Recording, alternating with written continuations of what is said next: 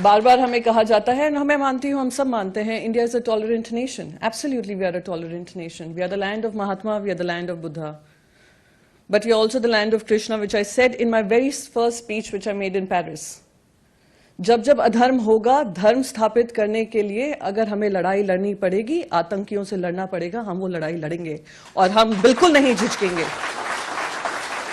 ये हमारा देश का संदेश रहा है, सदियों से रहा है, सेंचुरी से रहा है.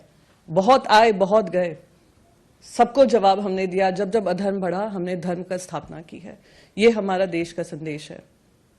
दूसरी इंपॉर्टेंट चीज मैं यहाँ पर कहना चाहती हूँ और कम शब्दों में ही कहूंगी. बहुत सारी चीजें लिखकर आई थी पर अब समय नहीं है. Shyam steel flexi strong TMT बार, ये स्ट्रॉन्ग के साथ फ्लेक्सिबल भी है. आपदा मुसीबत कोई भी आए, ये घर को अटूट बनाए. जब TMT फ्लेक्सी स्ट्रॉन्ग, तो घर रहे हमेशा के लिए स्ट्रॉन्ग.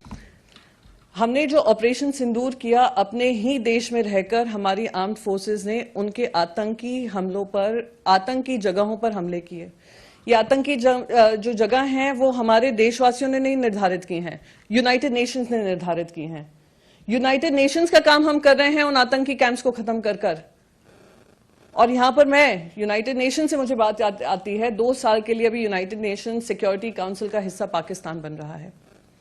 आप सबको पता है, UNSC इज वेल अवेयर कि 51 टेररिस्ट रिसाइड इन पाकिस्तान. पर उनको आपको पता है जिम्मेदारी क्या मिली है? उनको चेयरमैनशिप मिली है काउंटर टेररिज्म की, वाइस चेयरमैनशिप. ये ऐसा है जैसे मसूद अजहर और हफीज सईद से कहो चलिए आप ग्लोबल पीस एंड जस्टिस की लड़ाई लड़ें, या प्रोफेसर बने, या उनको नोबेल पीस प्राइज के लिए नॉमिनेट करें. 52 terrorists have been identified staying there, but they are going to be chairing counter terrorism. हमें ये कॉल आउट करना चाहिए. ये सिर्फ हमारा ही देश उसको नहीं भुगत रहा है, पूरी दुनिया उसको भुगत रही है. मसूद अजहर से लेकर आज अगर ये पाए गए अलकायदा के उसामा बिन लादेन, वो वहीं पाए गए. फिर दूसरा उनको एक और काम दिया है, उनको चेयरमैनशिप दी है तालिबान सैंक्शंस की. अब भैया कोई इनको बताए, तालिबान को सबसे मजबूत करने का किसने काम किया है? कोई नहीं भूले. अगर हम आज विनय नरवल की बात कर रहे हैं जो इस आतंकी हमले में मरे, IC-814 जो हाईजैक हुआ था एयरक्राफ्ट हमारा 25 साल पहले, वहां पर भी एक यंग मैन की डेथ हुई थी जिनकी शादी के लिए वो हनीमून करने काठमांडू गए थे.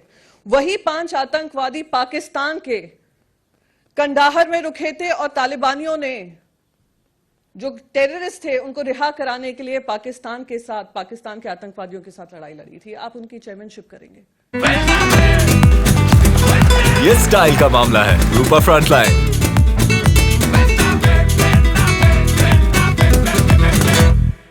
अब क्या संदेश दे रहे हैं दुनिया भर में? मैं बस इसी बात से खत्म करना चाहूंगी. आज हम लोग सब, खुशी इस बात की होती है, हमारा डायस्पोरा तो हमारे साथ ही है.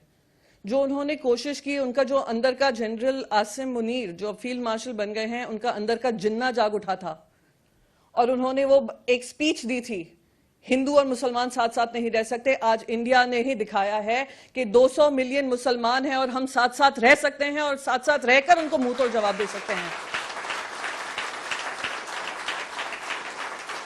उन्होंने कोशिश ये भी की थी कि राजनीतिक जो पक्ष हैं उनको आपस में लड़ाएंगे, पर आज हम सब एक साथ होकर आपके सामने खड़े हैं. और मैं लास्ट अपनी बात इस बात से खत्म करूंगी. मैं उस पार्टी से आती हूं जिस पार्टी ने कहा था जब तक पाकिस्तानी आतंकवादियों को खत्म नहीं करेंगे हमारा कोई रिश्ता पाकिस्तान से नहीं होना चाहिए, ना कोई इकोनॉमिक ट्रेड होना चाहिए. और हम आज भी उस बात पे कायम हैं. गर्व होता है मैं उस पक्ष से आती हूं. पर साथ ही साथ मैं वाजपेयी जी की एक बात से खत्म करूंगी. सरकारें आएंगी जाएंगी, पार्टियां बनेंगी बिगड़ेंगी, पर हमारा देश कभी नहीं झुकना चाहिए. हमारा देश कभी नहीं झुकना चाहिए.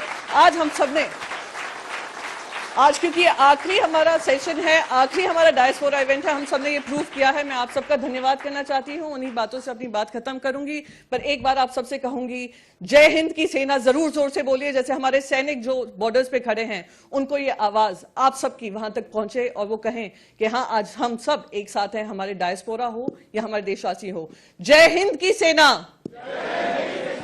जय हिंद.